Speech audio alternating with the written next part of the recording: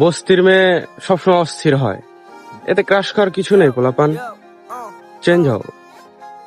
ধন্যবাদ। তুই মাইয়া মানুষ, তুই থাকবি পর্দার আড়ালে। তুই কেন বারো বেটার সাথে বই থেকে আড্ডা দেস?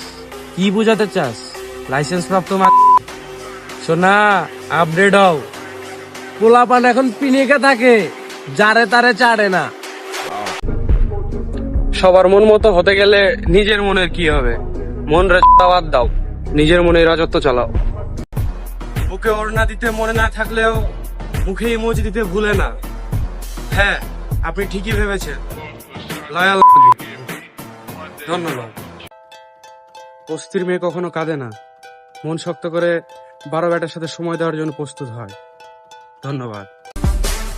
অতীত জেনেও যে আপনাকে ভালোবাসবে, খোঁজ নিয়ে দেখবেন আপনার অতীতের থেকেও তার অতীতে বেশি ঘাবলা আছে। ধন্যবাদ। পোলাপান কতটা ওভার কনফিডেন্স হইলে জিএফ এর মায়ের নাম্বার মা2 দিয়ে সেভ করে রাখে। বস্তির পোলাপান, এইসব প্রেম প্রীতি বাদ দিয়া ক্যারিয়ারে ফোকাস কর। ক্যারিয়ার ঠিকঠাক থাকলে এরকম মা2 হাজার হাজার তোর জন্য লাইনে পড়ে থাকবে। ধন্যবাদ। যেই সব ছেলে রাগ করে চলে যায় তাদেরকে বলা হয় রাগী, আর যেই সব মেয়ে টাকা দেখে চলে যায় তাদেরকে বলা হয় ধন্যবাদ। ছাত্রীদের সাথে প্রেম করে ছেঁড়া খাইবা, তারপরে বলবা সব ছেলেরাই খারাপ। বলি কি বোন, আগে তোর চয়েস ঠিক কর, তারপর নাহলে প্রেম করিস। আমিও তোমার জন্য তাজমহল বানাইতাম যদি তুমি না হইয়া মমতাজ হইতা। ধন্যবাদ। গরিব হয়ে জন্মেছি, এটা আমার বাবার দোষ না।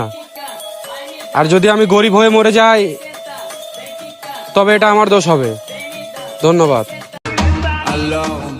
উচিত কথা বললে যদি আমি খারাপ হয়ে যাই তাহলে আমি খারাপই ঠিক আছি। ধন্যবাদ।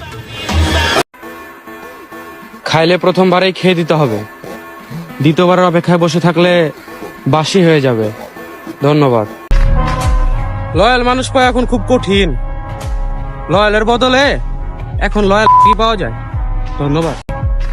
বয়ফ্রেন্ডকে জেলাস ফিল করানোর চক্করে অনেক মেয়েকে হয়ে যেতে দেখেছি। ধন্যবাদ।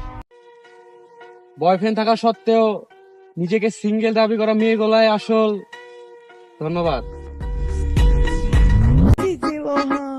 বন্ধু খুঁজতে গিয়ে ভাই খুঁজে পেয়েছি, সুহাসিনী খুঁজতে গিয়ে তোমার মতো পেয়েছি। ধন্যবাদ। এখন তোমারে দেখাও দেখি না, সময়ের পরিবর্তন ঘটছে। তোমার মতো তাকির আমার লাগে না। একদম লয়াল গার্লফ্রেন্ড পাইছো ভাই। মজার বিষয় হলো তুমি তার 12 নাম্বার ভাতার।